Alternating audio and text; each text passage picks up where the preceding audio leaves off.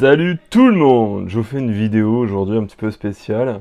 Donc vous allez avoir un petit suivi entre guillemets de la Myrmicia piricornis qui va très bien. Comme vous pouvez le voir, ça évolue, c'est toujours pas rapide, mais ça c'est l'espèce qui veut ça. Et j'en profite de faire cette vidéo parce que j'en ai un peu marre de voir en ce moment. Donc en ce moment il y a une mode pour les Myrmicias. Alors clairement, je suis pas à l'origine de cette mode, du moins je veux pas l'être, parce qu'il y a plein de dérives. Je vois plein de jeunes et de moins jeunes, parce que c'est pas forcément les jeunes, mais effectivement qui font n'importe quoi avec cette espèce. Là en 15 jours, il y a déjà eu 2 évasions chez les gens. Du coup, les fourmis se retrouvent mortes. Ça, c'est dans le meilleur des cas, hein. Mais dans le pire des cas, faut pas oublier que cette espèce-là, elle a quand même une piqûre qui est assez intense, qui peut être dangereuse si on est allergique. Donc il faut un setup adapté. Et puis, il faut avoir de l'expérience. On commence pas avec cette espèce. Quand on en a élevé une ou deux, on prend pas une Myrmicia. Il faut déjà avoir roulé sa bosse, quoi. Moi, je suis loin d'être un expert. Je suis loin d'avoir une expérience de fou, mais effectivement, des fourmis, j'en élève depuis plus de 5 ans maintenant. J'ai commencé. Alors, vous n'êtes pas obligé, pareil, on en voit plein. Il faut commencer par des endémiques. Non, pas forcément.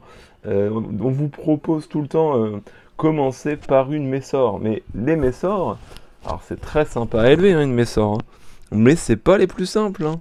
Pour commencer par une bonne vieille Lasus, des Vagus, ça s'élève parfaitement pour débuter. Il y a plein d'espèces avec lesquelles on peut débuter, hein. Excusez-moi, peut-être un peu de lumière, c'est les terrariums derrière, hein, excusez-moi.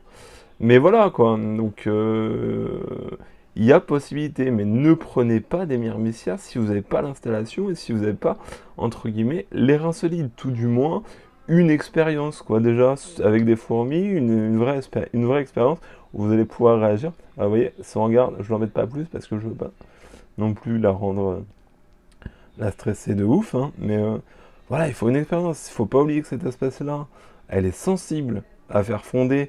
Il faut quasiment 6 mois. Là, moi, je suis en plein dedans, je peux vous le dire. Et encore, j'ai pas encore réussi à la faire fonder.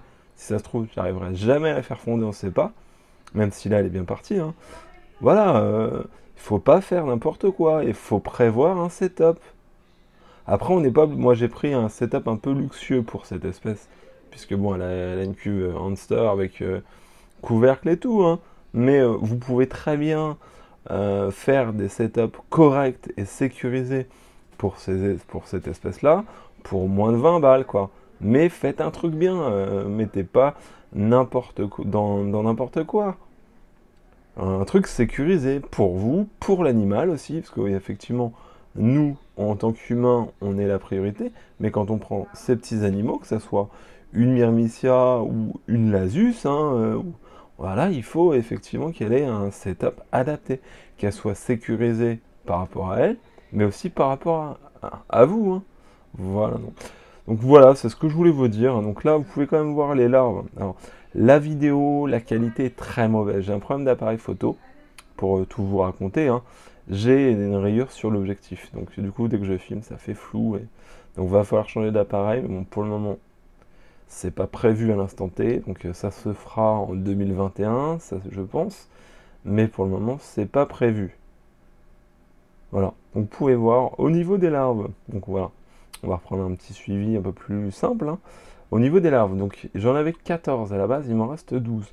J'ai remarqué, c'est une remarque que je vais vous faire par rapport à mon expérience, par rapport à cette gene, que effectivement il y avait une concurrence alimentaire sur les larves. C'est-à-dire que les plus petites avaient plus de mal à s'alimenter puisque les grosses ne leur laissaient pas accès à la nourriture. Donc faut pas hésiter à bien nourrir, quitte à les surnourrir. Vous voyez, là, j'ai pas mal de déchets, il va falloir que j'en enlève d'ailleurs.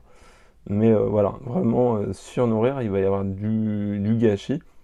Mais effectivement, il ne faut pas hésiter à bien les nourrir. Et après, une fois par mois, nettoyer. Là, c'est ce que je vais faire à la pince. Je vais essayer d'en enlever le maximum sans énerver madame. Voilà.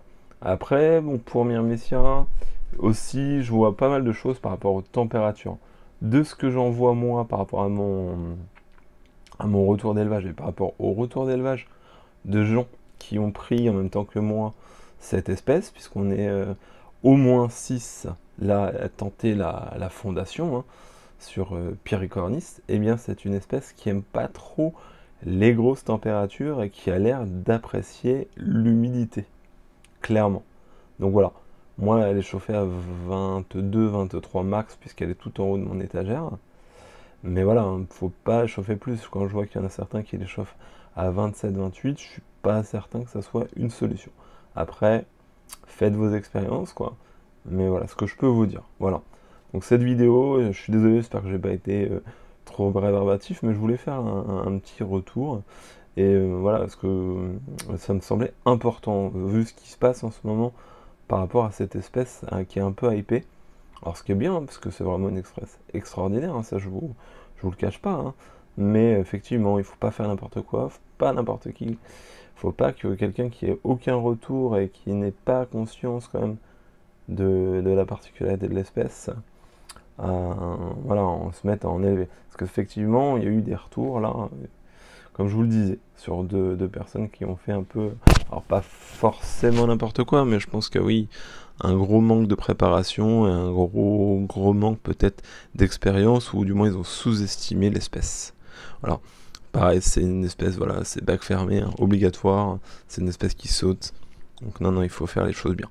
Voilà, bah, j'espère que la vidéo vous a plu, je vous remercie de m'avoir regardé, je suis désolé de ne pas avoir fait de vidéo avant, mais avec ce petit problème de téléphone portable, déjà que je suis pas forcément très bon dans tout ce qui est cadrage et montage, alors si en plus la qualité quand je filme est horrible, ça n'a pas forcément d'intérêt pour vous comme pour moi. Voilà, bah, je vous remercie, bonne journée à tous, et bah, comme d'habitude, hein, faut pas oublier que la myrmécologie ça reste une passion, vivez votre passion, vous prenez pas la tête, renseignez-vous, prenez le temps, ça prend du temps au niveau renseignement et au niveau de l'élevage. Voilà, bonne journée à tous, salut salut.